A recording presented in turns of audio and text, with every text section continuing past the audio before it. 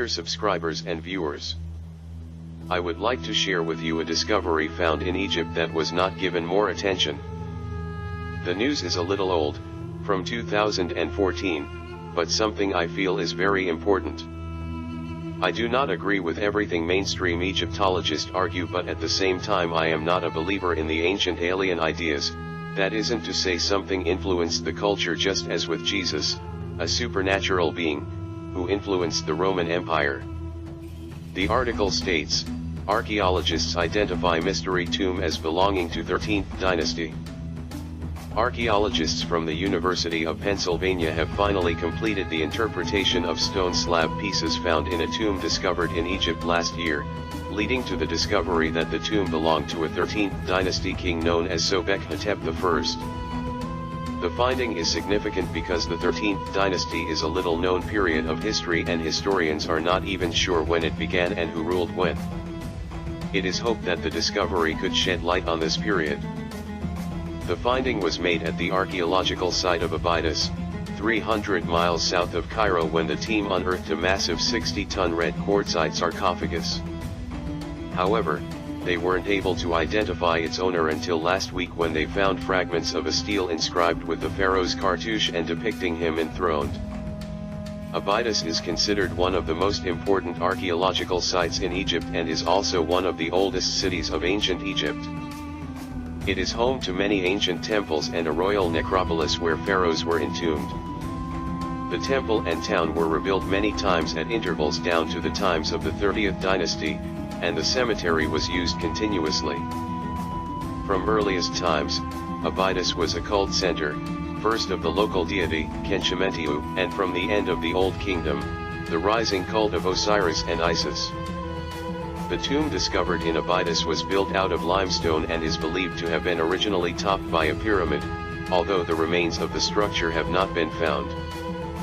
Inside the tomb, archaeologists found canopic jars that once held the pharaoh's viscera so they could be reunited with their mummified owner in the afterlife, and some gathered objects. Little is known about King Sobek-Hetep I, although it is believed he ruled for between 3 and 5 years, beginning in 1780 BC. Evidence suggests there are still many more royal tombs to be found. End quote. I do not agree on the date of the megalith and its original purpose. Just because they find a few fragments of a limestone stele near the site does not automatically mean it belonged to that specific pharaoh. The problem with Egyptology is the Nile area has been recycled over so many times that it gets very confusing in dating things. It appears the sarcophagus was buried under layers of limestone, unless a niche was dug out to place the sarcophagus in it. That is a debate in itself. It seems it was not completed or it has been severely eroded. This suggests it is older. Also, the lid seems to be missing and the size is too large compared to other sarcophaguses. Even its design seems to be a little more elaborate. There seems to be 2 spaces. It's hard to imagine how they were able to hollow out the block of stone. Egyptians have been known to put bulls in sarcophagus and other animals. I think we really need to consider the supernatural events that might have happened in Egypt just as it happened in Jerusalem with Jesus and with Mohammed. I believe these orbs of light we call UFOs have played a role in affecting cultures' ideologies. And Egypt symbolizes them as different gods or angels. As someone pursuing a master's in landscape architecture, I have actually proposed a possible research hypothesis that the legend of the Garden of Eden may actually be a real place. If there was a Garden of Eden, I think the most logical geographical place would be the Nile Delta, which has been an agricultural garden and settlement for thousands of years. I would even argue that the whole book of Genesis is an Egyptian legend telling of one event in history that has been fragmented and reinterpreted over the millenniums. If there ever was an Atlantis-like civilization in the past, Egypt is the closest to that idea, but don't get me wrong. They are nowhere near as advanced as we have become, that is a fact. But they might have had powers that were beyond the knowledge of mechanics, such as the phenomenon of psychokinesis. I am one that believes the hypotheses that it was Egypt who was the first civilization and not Mesopotamia, which did not have a stable river system.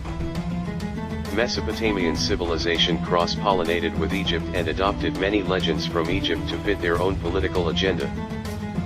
Many people like to romanticize Egypt by saying it is 10,000 years old, mainly because of the rounded date and that older means better. But the true miracle of Egypt is how quick it appeared. Something sparked it? I would argue that Egyptian civilization may have started some 7000 BC. I think Egypt had a covenant with the supernatural world and was gifted with the garden that was the Nile Delta, as hunter and gather groups from Africa discovered the Nile and established the first civilization in this oasis. Adam may represent the first pharaoh. I think it might have been the mega tsunami from Mount Etna some 6000 BC that caused the first destruction of Egypt, which gave birth to the legend of Noah, who also may have been an Egyptian royal or leader. After that event, Egypt resorted to a dynastic system. Then it was the eruptions of Santorini that caused the second destruction of Egypt, which led to the Exodus. I think it is highly likely that the Genesis book was a telling of one event in Egypt's past, like an Atlantis story.